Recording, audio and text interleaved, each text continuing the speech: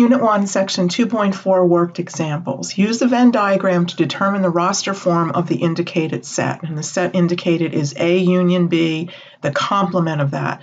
So if I look here on the screen, they've given me this, there's three sets, A, B, and C. And if I notice, A union C is going to be right over in here. Right here, if I outline this on the screen for you. And even without writing down the elements in the set, we can see that's what's included in A union C. So the complement are going to be the elements that are not included in those. And if you notice, there's just two elements. So it would be the elements 9 and 11. Now for the next problem, and you have a series of problems like this where they give you a Venn diagram with 2 or 3 sets and shaded areas, and they want you to describe, pick one of the answers that describes the shaded regions shown.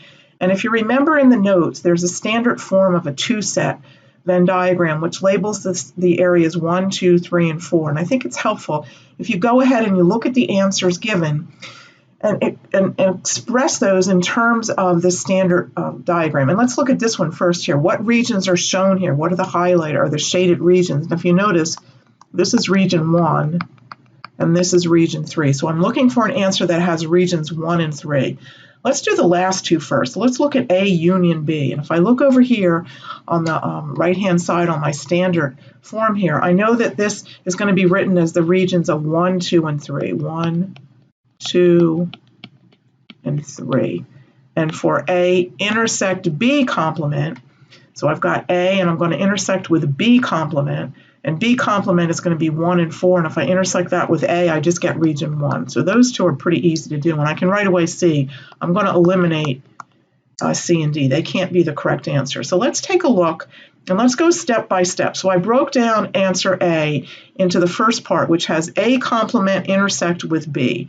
So if you look at the standard form over here, A complement actually includes regions 3 and 4. Oops, let's go back up. And B contains 2 and 3, so this is going to be a 3. 1, 2, and 3. And then if I look at the second one, A intersect B complement. So now I've got A intersecting with B complement, which I actually have up here in answer D, which is a 1. And then finally, I'm going to take the union of those two, and that's actually the answer that I'm looking for. Which was regions 1 and 3. If I try the other one, A intersect B here is region 2, just for more practice. And then A union B, take the complement, that's going to be region 4. And then if I take the union of those two, I'm going to get 2 and 4, so that's not the correct answer. So the correct answer here is going to be A. And this is the easiest way to work those types of problems. Okay, now it wants me to use the Venn diagram to determine whether the statements are equal for sets A and B. And again, I would use the region of the standard Venn diagram to write these out. So A complement, again, we know A complement is regions 3 and 4, and I'm going to intersect that with B, so I'm going to get region 3 here only. Oops. And then A intersect B is region 2, and then if I take the complement of that, I get 1, 3, and 4. So I see that these are not equivalent. They're not equal. So they're not. The answer to this one is no.